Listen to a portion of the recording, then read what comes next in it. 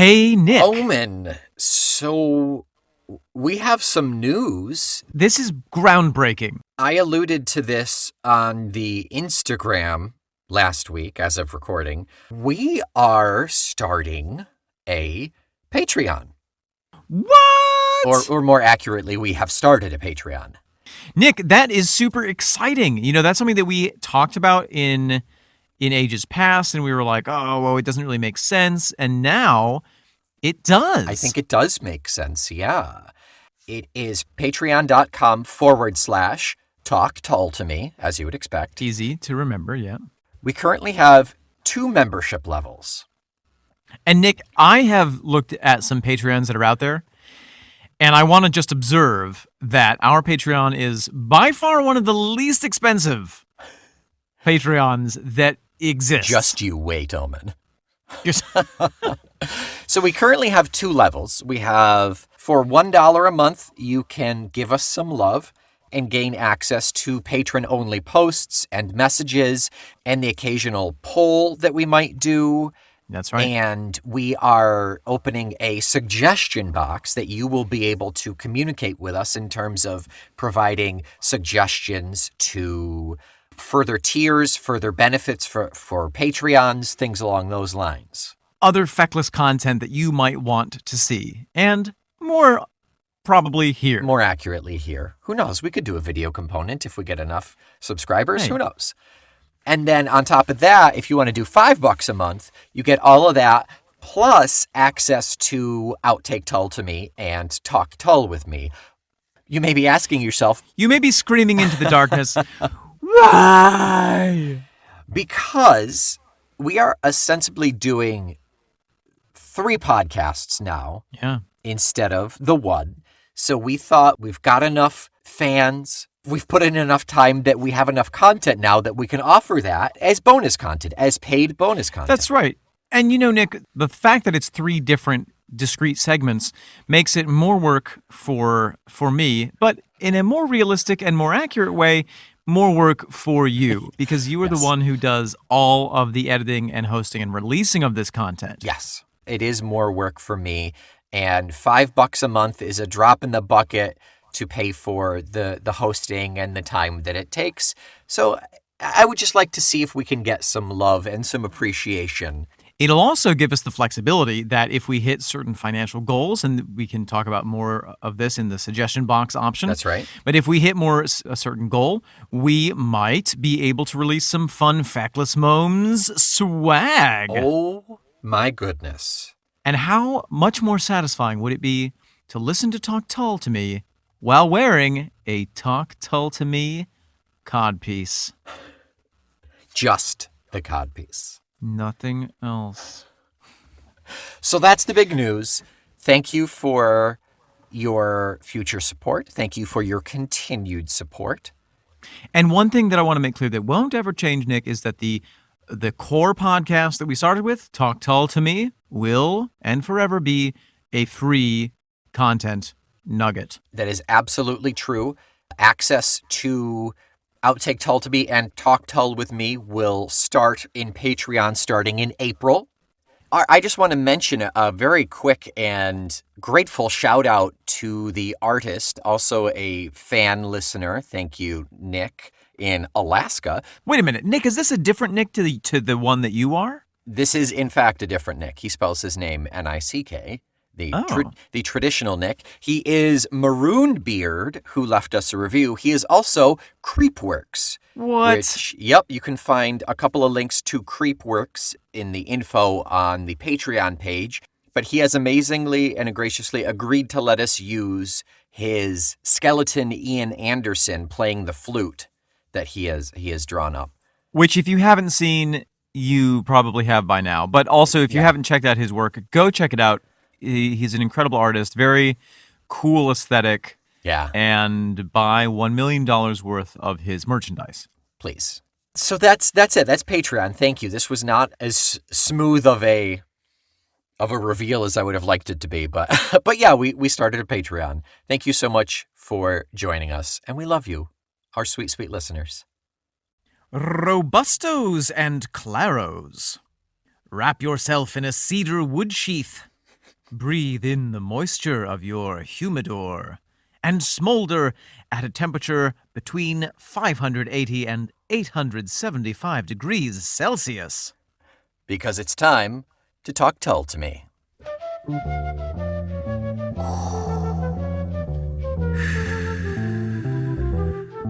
Did you see the ship? Oh, is that what that was? Yeah. I thought it was an ostrich. I'm working on it, Nick. Okay. I'm no Gandalf. Well, you'll never be Gandalf. Welcome back, everyone. I am Omen Sade. And I am Nick McGill. Together we are Feckless Moans. And this is Talk Tull to Me. A luxurious puff from the hand-rolled stogie that is the music of seminal prog rock band Jethro Tull. Grown in the shady fields of Blackpool, cured in the tobacco shed of London, and distributed to aficionados far and wide, the robust and nuanced flavor of Jethro Tull has pleased the palate for over 50 years. Now a new generation will take Tull between our lips, light it with the flame of friendship, and promptly be kicked out of doors by our wives who keep shouting, "No smoking Tull in the house!"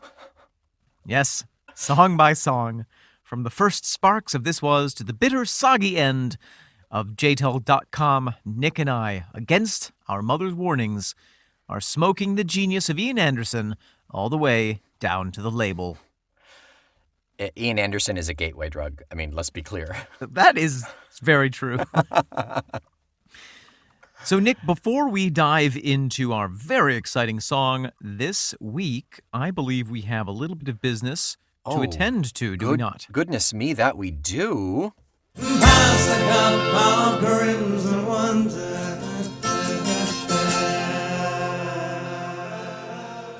It's been a while. Nick, what has. are you drinking? I am drinking a lovely fruity number here. Not surprising. No one's surprised. It is Bar Hill's Gin. Bar Hill is a distiller and apiary in Vermont, and they make vodka and gin out of the honey from their bees. That sounds like the sort of thing people do in Vermont. That's the sort of thing I would go for, yeah. Let's see, I've got a slurry of fresh watermelon and grapefruit, and topped it off with some fizzy lime seltzer, and it is a refreshing beverage on this frigid February evening. Oh, well, that sounds delicious. Yeah, no, it's good. What about you, Omen? What do you got? Nick, I am drinking a spot of rum. It is Appleton Estate 8-year reserve from Barbados. Oh. And I have it in a glass here. Smell it, sniff it, touch it. And I put a little drop of bitters in it and a slice of fresh ginger. I'm going to try it for the first time. This is terrible. No, it's actually quite good. I actually this is some rums I quite like by themselves. This is one that I have struggled to drink straight. But I find that drinking it bisexually greatly improves the flavor. Couldn't even get through that one. But I find that drinking it with a bit of bitters and this ginger has greatly improved the experience.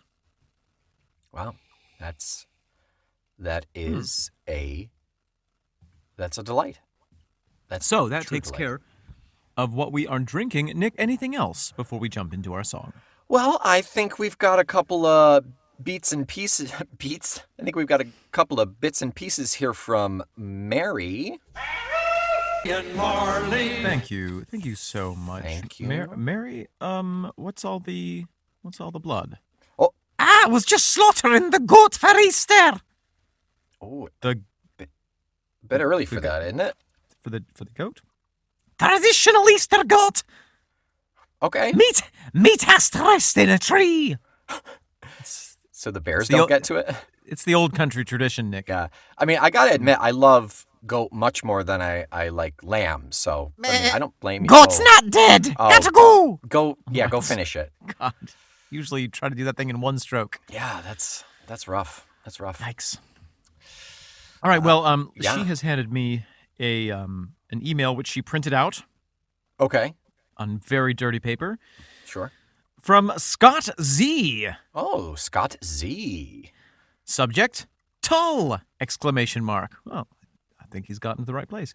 Message, hello, gents. Kinda late to the party here concerning your podcast. Just discovered it a couple of weeks ago. So glad I have found it. Not sure I would say I am a super hardcore fan of the band, but I do very much enjoy the music of Tull's certain eras. I hope to become more receptive to the studio work I have really...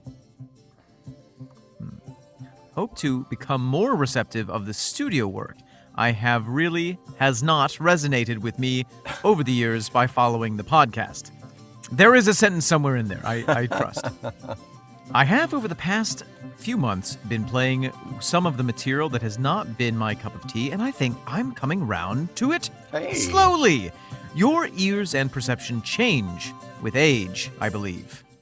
Yes. Yes, I believe so. I agree. Yeah. As does your tongue. And your taste. Just his tongue, though. And your knees. Just my knees. Yeah. Pretty much my wheelhouse of Tull listening are the first three, which I totally dig. I love the blues jazz-based rock sound they have on This Was. I know it's not going to be what they are known for, but man, what music it is to my ears.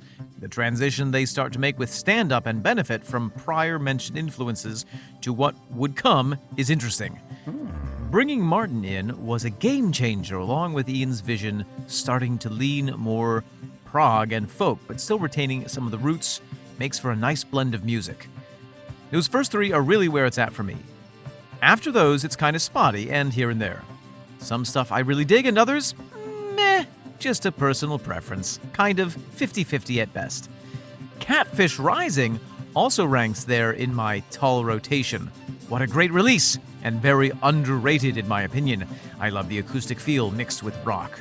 Also one of my favorite albums. Yeah, very, very solid album. I am a huge Martin Barre fan and really have enjoyed his solo output since being out of the band. Long overdue and hopefully more of it to come. I like his alternative spins on the Tull material. His guitar playing is masterful, whether playing beautiful acoustic melodies or going full-blown electric. Face-melting. Great tone! Looking forward to the next two albums. Thanks again for what you guys are doing. Thank you so much. Greatly Scott appreciate Z. it. Thanks, Scott Z. Yes, indeed. And, you know, whichever era of Tull you like, that's valid. Exactly. Yeah. I mean, we've made it pretty abundantly clear that there are eras that we wax and wane on, and it's totally legitimate, and no need to apologize, no need to make excuses, and frankly, I'm just thrilled that for being so mild a Tull fan, you're actually listening to us. It's great. Yeah, I would say that by virtue of listening to our podcast, you might be more extreme than you realize, sir. It does take a certain degree of dedication. Indeed. But glad to have you with us no matter what. Absolutely, yeah. Nick, anything else? I have got one myself from our second favorite Scotsman, no less. Alan Begg writes in with his jump start. Gothrachkin Gorgin, Alan.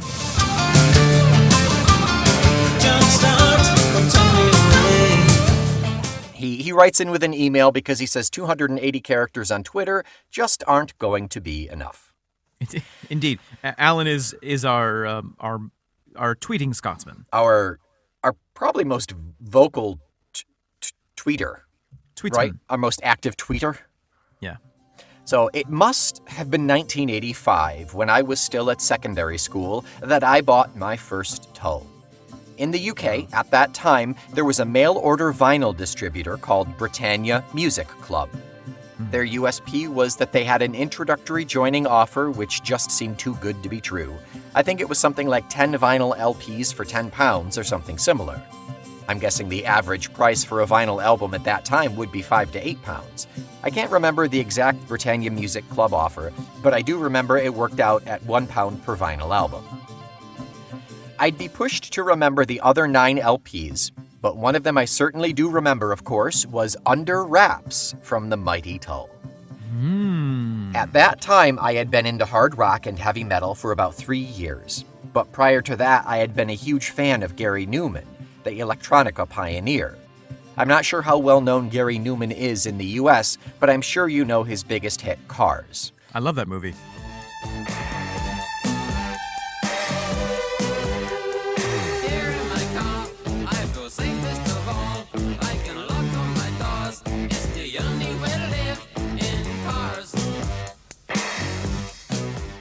reason I mention this is that I think that's a strong reason why I wasn't put off at all by electronic Tull. Isn't it amazing? Little seed nugget there. I liked the synth keyboards and the electronic percussion. At that time, I didn't know anything about the history of the band.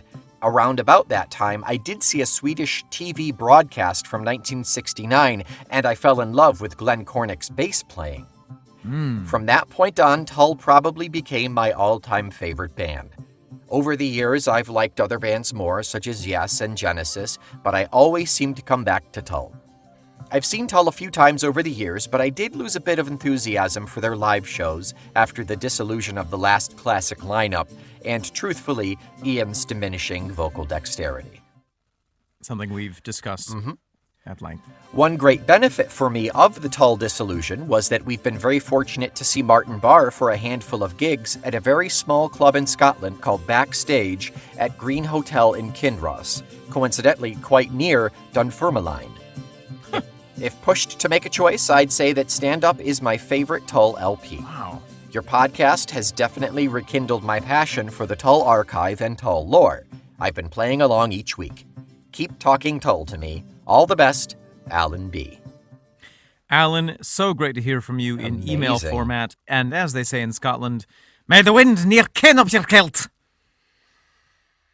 That you may have just offended some people. I apologize to everyone if that's the case. You know, it's so amazing getting in the Tull time machine because, you know, Nick, Alan bought his first Tull record the year that you and I were born. Yes. Yep. Yeah. And it's also a little weird to me that Under Wraps was the album that had just come out when you and I were born. It doesn't seem right. Well, there's lots not right with the world, Nick. Well, there's a lot about that album that's not right, but yes. But, you know, however you find your way into the Tull hole, I think, is equally valid. And Yes. we are glad to have you along for this ride, Alan. Yeah. So wonderful to hear from you. Absolutely. Thank you so much, Alan. Thank you so much, everyone else, for writing in. We greatly appreciate it. And we will do our best to get everybody's emails in. We may end up doing another Talk Tull with me. further down the line. We'll see, but we'll try and squeeze them in here and there. Further down the Dunfermline. There it is. But that being said, that's it for this evening. For today's episode, I think we can jump into the episode, the actual music for today. The song. Thank you, Jesus. It's been a long time. It's been a long time since you've had any gin, I think. I think also that, yeah.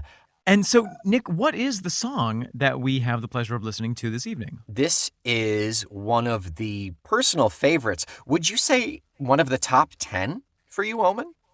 It's hard to say. It's definitely one of my top 20. Yeah, a top 10 is like an almost impossible ask, but it's a little easier with a top 20. So one of your top 20s, Omen, it is the first bonus track off of Too Old to Rock and Roll, Too Young to Die. It is A Small Cigar.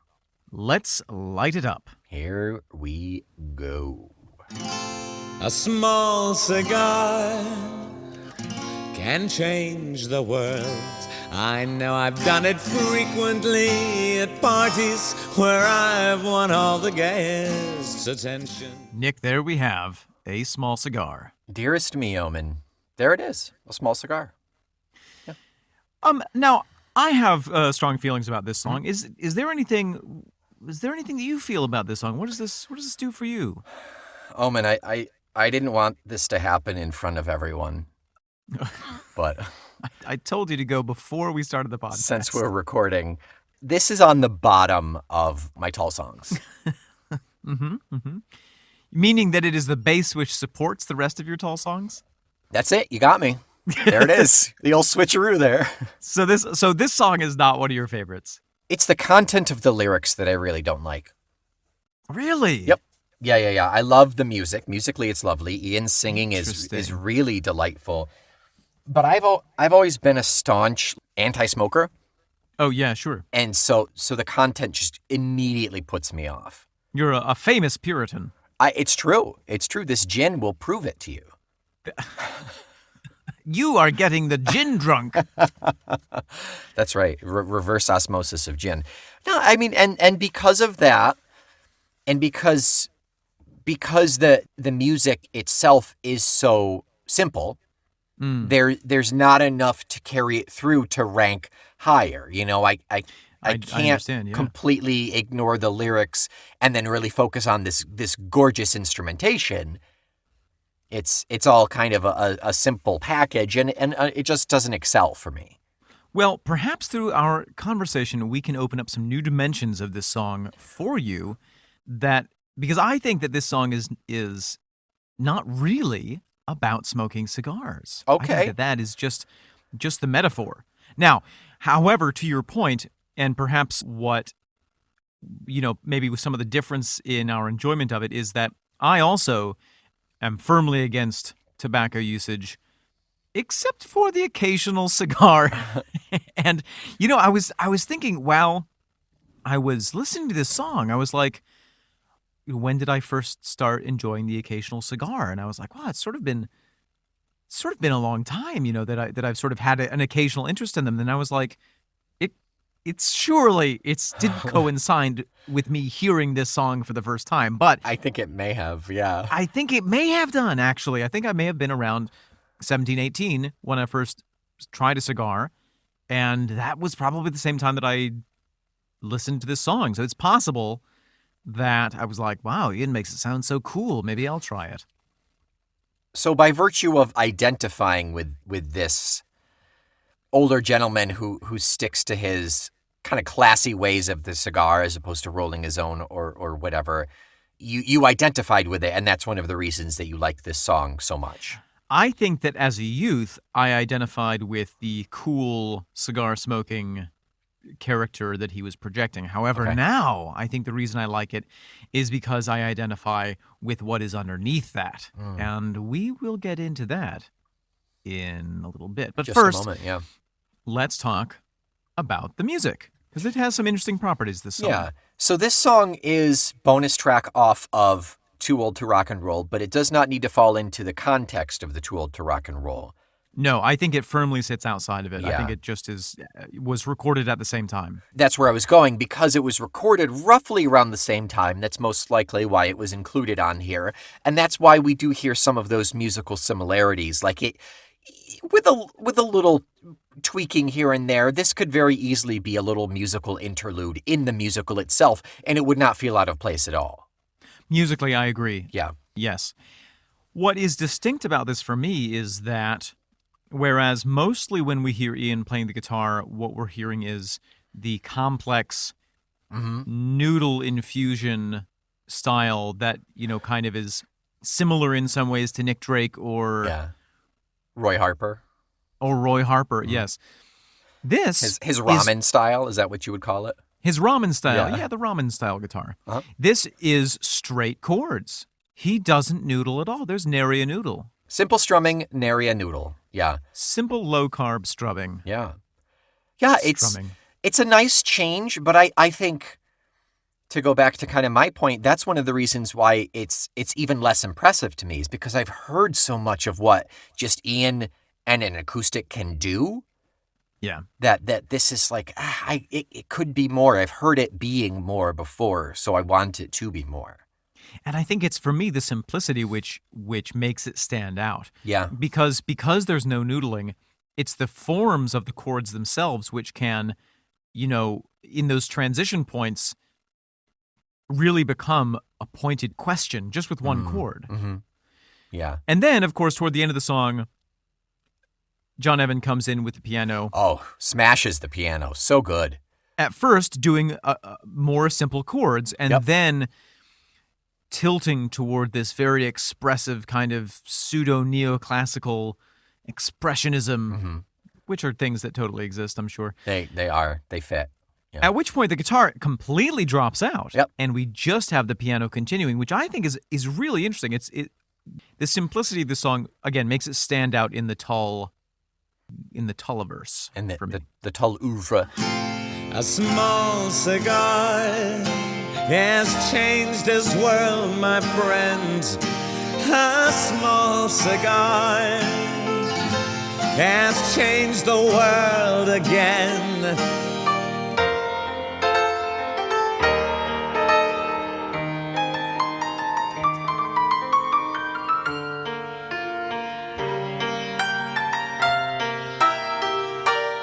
To tie onto that John Evan thing is, I think that's what makes John's taking over so poignant, is because we've got those simple chords of Ian's guitar the whole time. John picks up with those simple chords, and then he just sweeps with these grand movements, and it's almost like he's just been given free rein to waft in the breeze, and Ian needs to finish singing, so he goes in after it, but there's a lack of control at that point. He kind of loosens up everything. Yeah.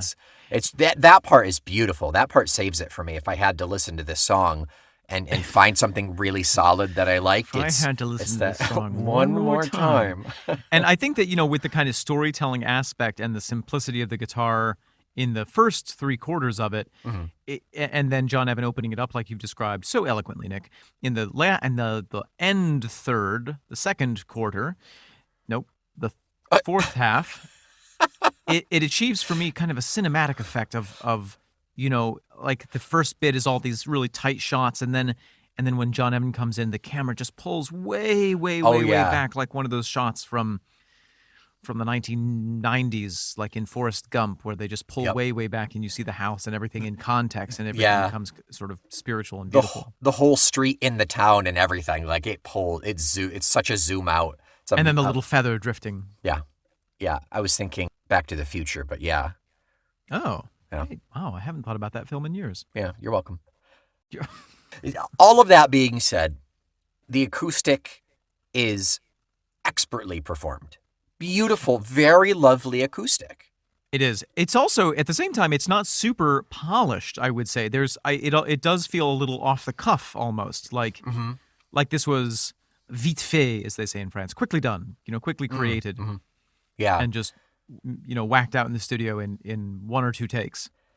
Do you have any info on this in terms of the actual, like, technical musicality? Any idea in terms of keys or time signatures, anything like that? It's in some kind of a very slow 4/4 or even a 2/2. It's a common time. It's nothing super fancy with a couple of perhaps cadenza chords sitting out there in the middle just as little placeholders.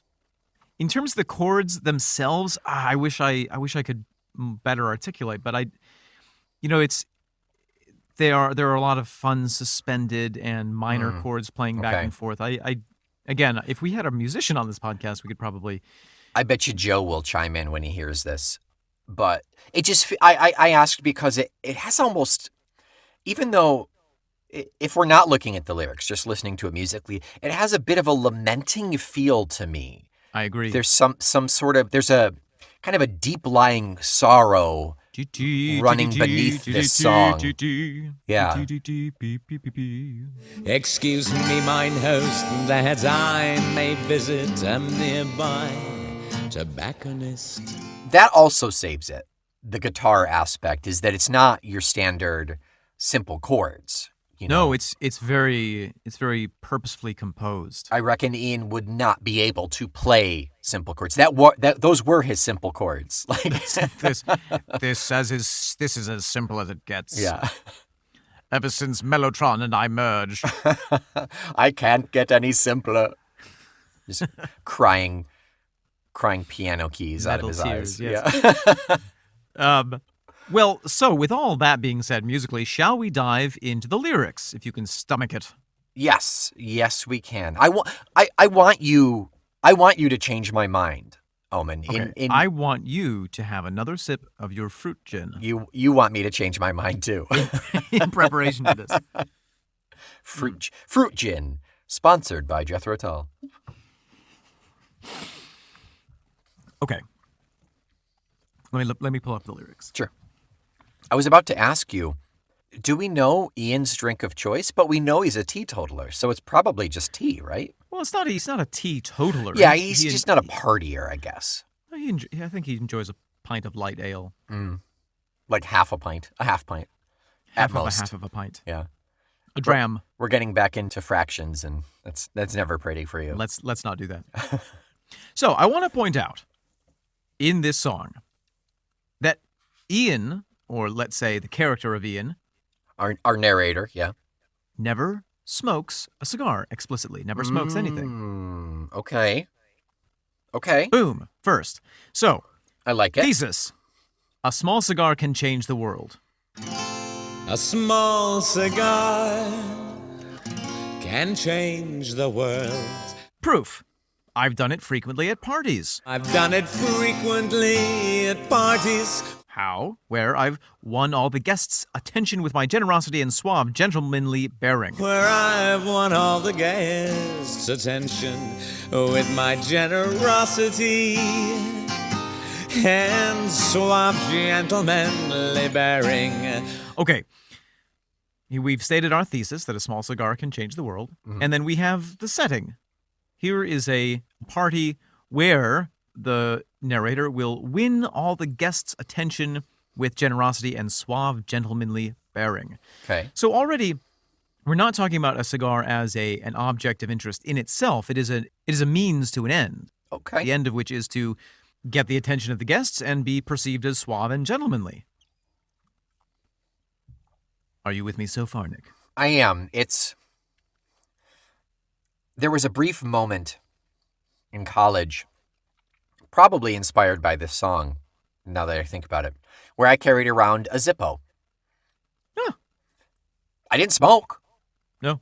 It's probably this song is probably a lot of my be prepared mentality from when I was a Boy Scout and always wanting to be ready for things. That's why I wear a Leatherman all the time and always eat my Wheaties. But I just in case, because people smoke all the time in college. Well, and there is something very kind of old-fashioned, like Humphrey Bogart, to be in the position where somebody says, "Hey, sailor, have you got a light?" And you say, "Well, yes, I happen to have my Zippo right here." Yeah, there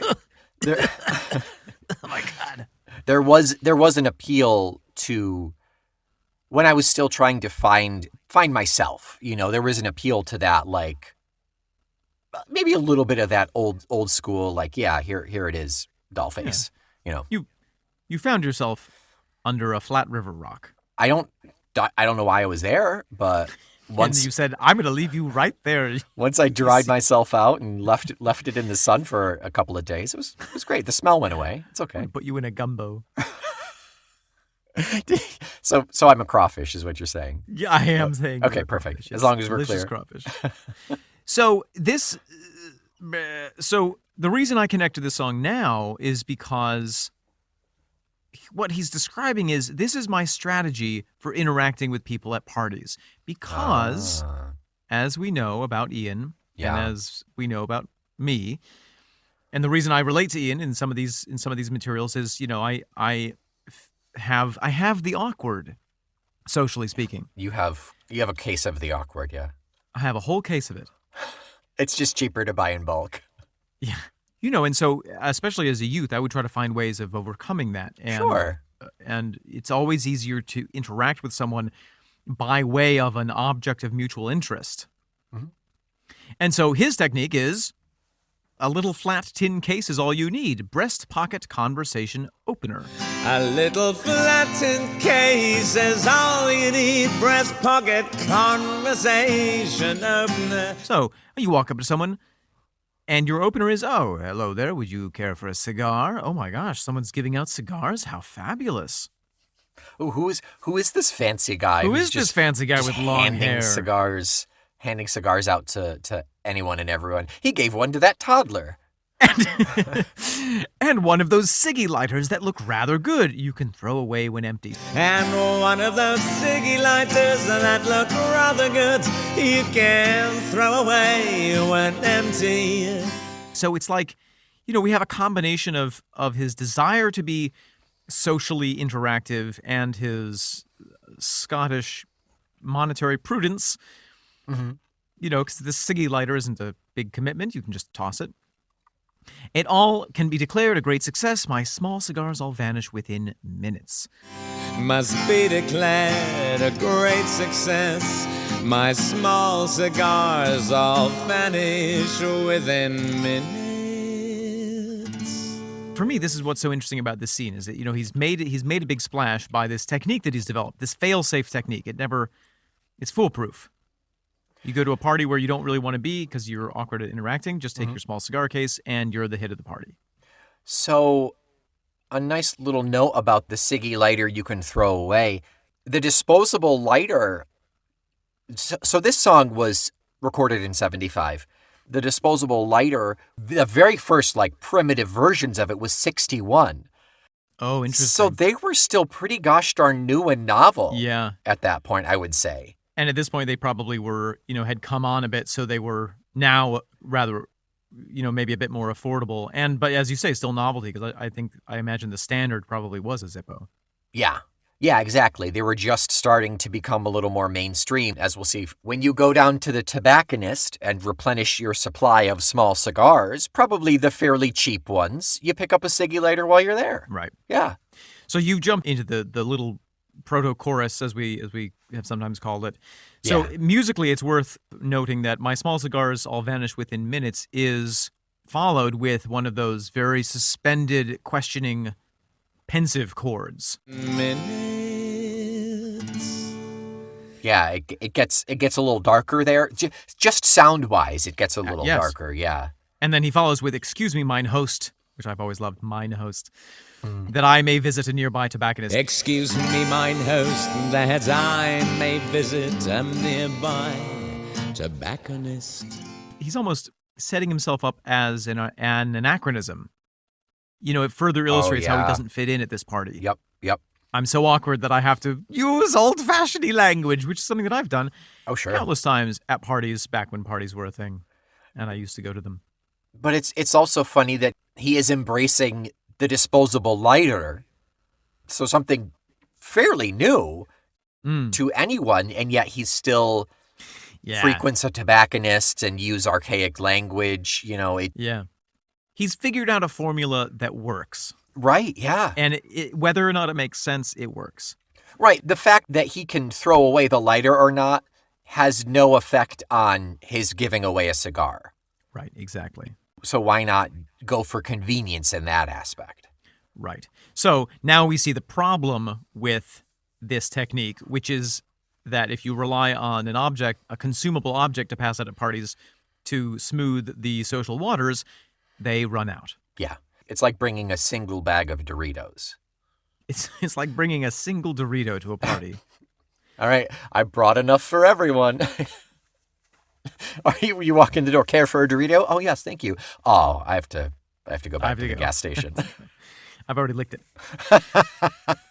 So he goes off to replenish his supply in order to make the party swing again. To replenish my supply of small cigars and make the party swing again. And then we have this interesting, I picture it on the walk to the tobacconist, or the walk back perhaps. He has this sense of introspection. I know my clothes seem shabby and don't fit this Hampstead soiree. I know my clothes seem shabby and don't fit this Hampstead soiree. So Hampstead has often featured in the Tull songs as being a symbol of fanciness and unattainable social status in a way. Yeah, compared to a boy who grew up in Blackpool. Oh, yeah. Yeah, I mean, maybe. Yeah. Hampstead is like, it's like the Upper West Side. Yeah. When you don't belong there. You feel it. Yes, right. Yeah, you certainly get a vibe. We're unread copies of Rolling Stone. I see what you did there, Ian. little dig. I see it. Well-thumbed Playboys decorate the hi-fi stereo record shelf. Where unread copies of Rolling Stone, well-thumbed Playboys decorate the hi-fi stereo record shelves. So they can obviously afford the nice stuff. They have money, but their taste is still to look at Playboy. Still trash, yeah. Right.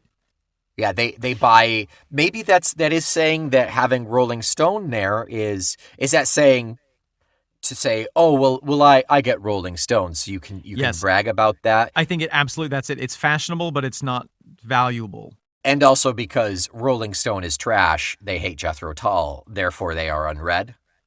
Unreadable. Unreadable, yeah, okay. I wanted to jump in and just say that it's this fascinating kind of very typical very unique Ian perspective where he's like at this party where he clearly wants to make a good impression. Right. And as soon as he leaves, he trashes it. Right. He starts hating on it for some reason. I think it's because, he feels there's some sense of obligation of being here. You have to be at the party. And I imagine that there were lots of scenarios Sure. in the real Ian's life where as a rock star, it was expected that you go to these parties to show your face. Right. Yeah. I just want to be in bed with my chamomile and my newspaper, but I got to go to this darn party at 9 o'clock.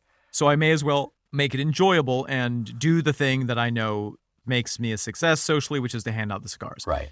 More evidence that he thinks that they don't deserve his time, that they are failures in one form or another. If you ask me, they're on their way to upper middle class oblivion. The stupid twits, they roll their only one cigarette between them. If you ask me, they're on the way to upper middle class oblivion. And the stupid twits, they roll their only one cigarette between them. Okay, so there are two things that I want to break down there. Yeah. One is the upper middle class oblivion. Yeah. Mm-hmm. I think that Ian sees himself as both working class Yes. and rich. Yes. And therefore he bookends this sort of middle section that he can look down or up on, depending on which foot he's on. Yeah, he can look down on them, but he can also look up at them with derision as well. Yeah, because they're putting on airs. Yeah. And then we get to the stupid twits. They roll their only one cigarette between them. Yeah, so someone rolls a single cigarette and they just pass it around. Everyone takes a hit and it just keeps going around the circle. Oh, Nick, I think you're so innocent and pure. I love it. I believe that this is what is referred to as a jazz cigarette. You listen to jazz music? The devil's cabbage? I don't like cabbage. It's the reefer, Nick. Isn't that a truck? That's like a refrigerator truck, isn't it? It's the what else have I got? It's the funny stuff. It's marijuana, I believe. I believe he's witnessing someone roll a marijuana cigarette, a spliff, if you will. Snoop Dogg's medicinal supplement. Yeah. Indeed. That hit close to home for you there. Yes, close. Careful what you say about Uncle Snoop. You know, I know, he's part of the family. I'm so sorry. But yeah, so he's obviously seeing, everyone step out. He left for 10 minutes and they were like, all right, now that the square's gone, you want to break out the green? You want to light one up, as we the kids say. You want to burn one down? So, yeah, and let's be mechanically clear here. You smoke a cigar for a very different reason than you smoke pot. Yeah, that's right. So my small cigar's redundant now in the haze of smoking pleasure. My small cigar's redundant now in the haze of smoking pleasure. There's no interest in his cigars because they're all high on their... Wacky tobacco. Oh, thank you. There's a good one, yeah. Can't believe I don't have more euphemisms for marijuana. I'm a little upset. I'm a little upset. Okay, so that seems abundantly clear now. And there's a multifold reaction here. First of all, because they're smoking the weed, they are not interested in his cigars, as you pointed out. And therefore not interested in him. Secondly, because Ian is famously a teetotaler and has probably never even done a weed, there's probably a sense of revulsion there. Yeah. That he feels that he has to call it a day, get the hell away. Right. Teetotaler aside, he's done this to himself because he's made his only person the dude with the cigars. So if we don't need a cigar, what are you doing here? Yeah. It reminds me of a guy in college who was awkward, no one liked him, but he always had lots of beer in the fridge, and that's how he achieved social interaction, because we would always go over to hang out with him to drink his beer. But as soon as the beer was gone, we would leave because he was awful. Right. It reminds me of a guy in college who was awful and repugnant and And then he graduated and started a podcast about Jethro Tull. Hey, hey, it's that guy I am. And then he says, so he's so upset that he has to go down to the cafe for a cup of real tea. Go down the cafe for a cup of real tea. Now I have a linguistic question for you, Nick. Yes, give it to me. Is this a play on words? A cup of real tea? A cup of reality? Reality? Yeah, it's an illusion of reality, or it's a delusion of reality. Yeah, probably. I think it's a division. It's a division of reality. Oh, It's a delicious envision. Gonna put on some Pink Floyd, eat these mushrooms I found, and divide some reality. But I wonder, whenever I've been at a party too long and I come home and have a cup of tea, it is a sense of grounding and Oh, sure, yeah. resetting and like, oh yeah, this is what's real. Yeah, I don't want to say tradition. It's muscle memory. It's you getting back into habit. It's you pulling back into yourself. There's something very introspective about drinking Reflex. a hot, real reflexive about drinking a hot beverage by yourself. You can just kind of bask in the steam that it puts off. And yeah, of course, I definitely think that's a good call, and that it's a cup of reality and It's like he has to bathe himself in the clean tea waters to get rid of the nastiness of the party. Yeah. He ran away crying because he saw someone smoking a doob and went for his comfort, went for his blanket. Yeah. Which, fair. That's called self-care, Nick, and Right. we support it here on the podcast. Absolutely. Yeah. But now he has a problem. Yes. He's left the party for which he bought a 10-pack of cigars. Uh-huh. And now he has left the party, and he still has these cigars, which remind him of his shame. This is all I am. I'm a So what does he cigar do? man. By the tube station, there's a drunk old fool, more derision, who sells papers in the rush hour. I hand to him 10 small cigars. He smiles, says, "Son, God bless you." By the tube station, there's a drunk old fool who sells papers in the rush hour. I hand to him 10 small cigars. He smiles, says, "Son, God bless you."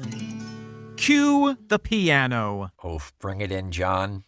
Bring it in. A small cigar has changed his world, my friend. A small cigar has changed the world again. A small cigar has changed his world, my friend. A small cigar has changed the world again.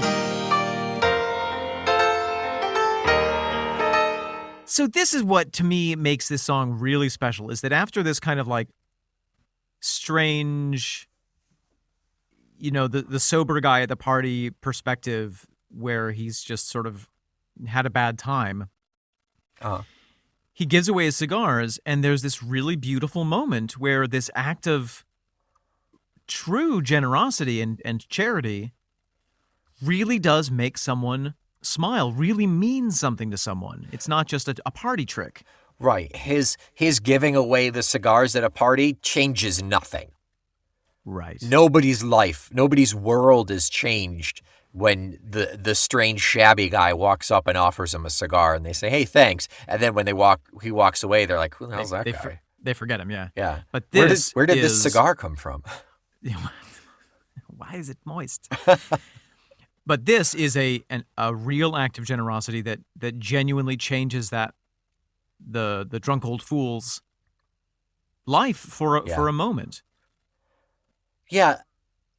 I'm sure I've told you this story, but I told you about the homeless guy in London who wanted me to buy him. Yes. I was like, "Do you want me to buy you a meal?" And he's like, "Yeah, no, I want you to buy me cigars because they're behind the counter and I can't reach them." I'm going to synthesize that with something my stepmother said when she worked with the Veteran Affairs Office. Okay. And worked a lot with people with mental health issues. And, it was at the time when smoking was becoming banned here. And she was like, "Oh, I can't stand it when people smoke and they need to go outside and, they have to respect the 15-foot rule and it doesn't matter because it just gets sucked into the building and it's so disgusting." And then she paused and she said, "Except for the schizophrenics. They need their tobacco they need to have a place to smoke. They need it. Yeah. And I was like, oh my gosh, she was the most anti-tobacco person that you could possibly imagine. She was like, oh, these people, no, they need to smoke. Yeah. Yeah, I mean, maybe it is more of a medicinal thing for some people, aside from strictly like, I'm addicted to this chemical. But right. Yeah. But at any rate, this is he ends with this moment where it goes from the same thing that can be an attempt at social trickery in a way becomes this almost sacred benefice to this man, and that's when the piano takes off, and really, as you so lovingly, as you so greatly with good word talk described, it takes us into like a new realm, and we ascend into this much more beautiful and wholesome sphere. I love that you have. I love you too, Nick. Oh, I was gonna say I love Jethro Tull. That's awkward. Oh, God. I love how you've Awkward. structured this, because it really puts it into perspective for me here, and I do love the ideas that you've got, but I wanna jump back to something that you said, like just under your breath. There's a drunk old fool, more derision. You said. So I regardless of any world changing here, there is, at least from what we see for this character in this story that he is telling to us, there's always, like, no one is as good as him for one reason or another, or no one can compare to him, I guess. And that sweeping at the end, that small cigar has changed his world, that's him like patting his back and saying, oh, look at what I've done. None of this is altruistic. This is just like, I want to think that I've changed the world. It's soured it even more, but therefore it has become more appealing to me. It could be, and I think that is an absolutely valid read on this. I also want to point out the alternative, which is that he sees someone... which is that you're wrong. The alternative, which is, you idiot. No, that yes, he sees this person and thinks, oh yes, they're just this lowly drunkard creature. I can pawn off these cigars on him. But then the gentleman, smiles and says, son, God bless you. And that's the moment when he realizes, oh, wait a minute. This thing that I, have so mixed feelings about and has made me feel bad, it actually has changed his world. Yeah, okay. And that is the beauty and the power of kindness. Even if it wasn't really intended, it still was real for that person. And that is how a small cigar changed the world. It's sort of an amazing story, the way that he sets it up, because he makes you think, it starts out as one of those like awful modern blogs, which is like a gentleman's guide to getting laid and being a dick. Yes, yeah. And then what it ends up with is, an act of kindness can change someone's life. Even if you don't really mean it as an act of kindness, in your heart, it can open, the act of it can open your heart and change your world. Yeah, it can still be construed as an act of kindness, even if you're just literally just throwing it away. And yeah, I mean, that is the problem of all human interaction, even more so now with the digital exchanges, is you can only guess what the hell someone is trying to convey. But in a way, what they're trying to do maybe doesn't matter as much as what they have affected. Exactly. Yeah. Yeah, exactly. Nick, have you ever smoked a cigar? I've never smoked anything.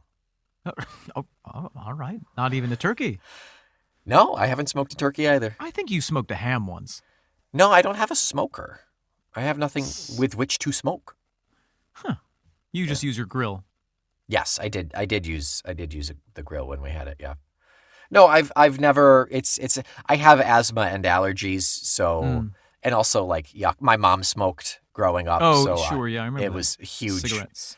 A self-assured turn off of just like, no, I don't want anything to do with this. Yeah. So yeah. No, I think that I really find cigarettes to be unappealing. But I discovered a couple of years ago that my wife and I both enjoy cigars, and Huh. so we occasionally that's like, by occasionally I mean like once every month or so Yeah. we'll enjoy a couple of cigars together, and it's something that I enjoy, and I think like with everything, it's to be approached with moderation. Yeah. My dad used to smoke cigarettes like long before I was born. And then he smoked pipes just after I got out of college. And I got to tell you, I love pipe smoke. I love the smell of pipe The smoke. smell of it from afar. Yeah. Yeah, that's how I feel Yeah. about cigars as well. And then cigar is like, it's like a close second. Like it's not so offensive. My dad smokes cigars now very occasionally, but I don't hate the smell. It's not as offensive. It's like cigars are like bagpipes in that regard. They're best enjoyed from a distance. I don't hate the smell of bagpipes either. I don't. Wow. don't get too close. Strong words. I know.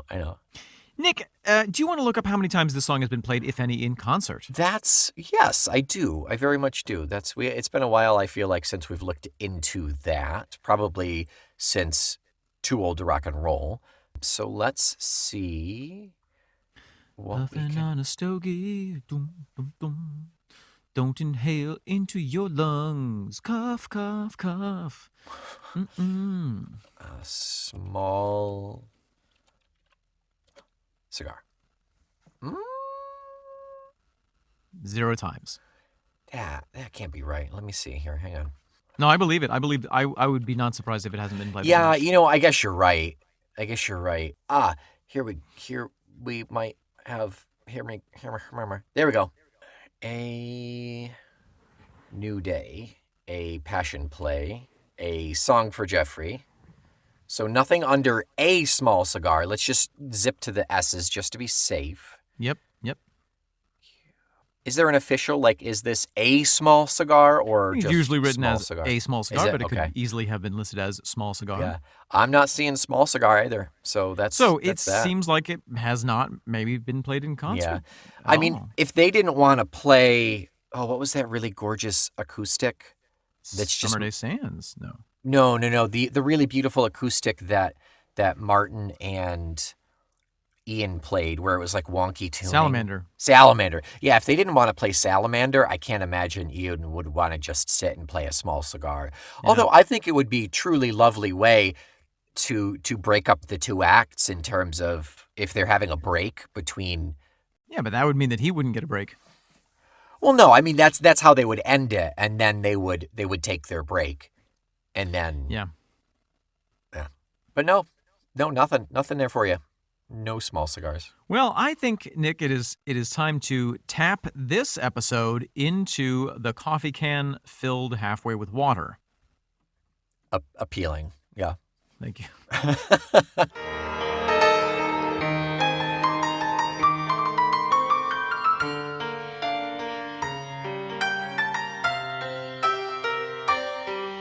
A small cigar.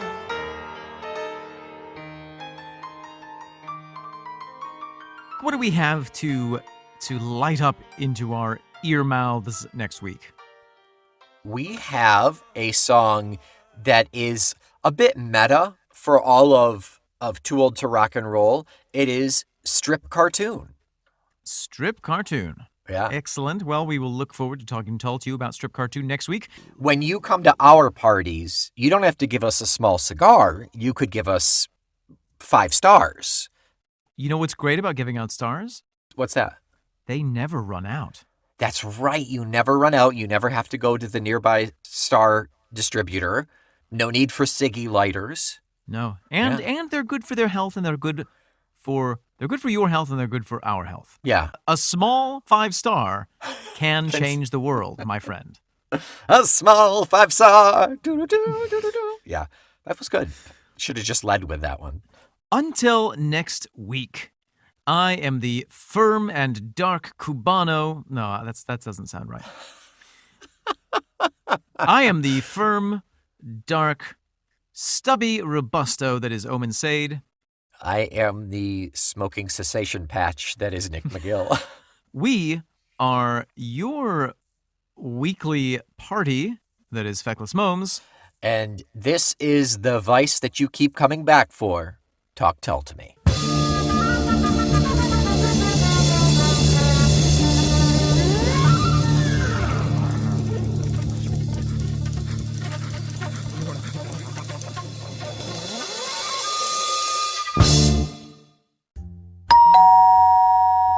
Welcome to Ahmed's Cigar Shop. What can I do for you, sir? Hi there. I'm kind of new to smoking. I've never really had a cigar, but I've been inspired lately. You know, I think I want to try out a cigar. Can you offer something? Come into my humidoro. Well, Here we have all the finest cigars in the world. really big. Is there? I'm looking So probably. are the cigars. I'm probably looking for something like light and small to start with. Yes, yes. How about this Petite Corona? Yes, you want this? It's a gauge of 40 to 44. You can take the Monte Cristo number 4 if you like, or we have the Churchill over here, standard dimensions 8, 7 inches, 47 ring gauge, like a Romeo y Julieta. You want something like that? I mean, I think something smaller. Do you have anything? Small. Smaller. Okay, we got a Lonsdale here. This is popular with the anemic people like yourself. It's a little longer, but is less thick, yes? Like a Okay. Monte Cristo number 1, huh? Right, and I don't have to smoke the whole thing at once, right? Like I can take a couple. You do. You can. You don't want to light and then put out and light again because it will taste like. What is the phrase in English? The shit of the cat. So Yeah. can I break it in half then? Is that a? I mean, you can. If you break it in half, I will break your fingers. But yes, you can do it. You know, here's another one I have Okay. over here for you. What do you got? This is a Connecticut. Yes, it's very light, very light. Very Connecticut. light. Like Put in your mouth. Put in Like- your mouth. You oh, see. You taste it. You taste it. What do you think? Eh? no, that's an interesting flavor. Okay. Do they all taste like this? Okay, I can tell you. You know what? You know what? I got the best thing for you. Thing for you. Okay. Ahmed, go to the back. Get the special box. No, you can just move the oud. It's fine. I'm not playing it right now. Yes. Ahmed has brought the special box. This one I've been saving for someone like you with the lighter skin and the sensitive lungs. Yes. That 100% describes me. Yes. Put this in your mouth. What do you think about that? Yes, nice. Yes. Wow. Yes. The mouth feel, the way Oh, I do like that. What is that this? cigar is very special. It's called Talk Tull to me. Is a proud member of the Feckless Moms Audio Network.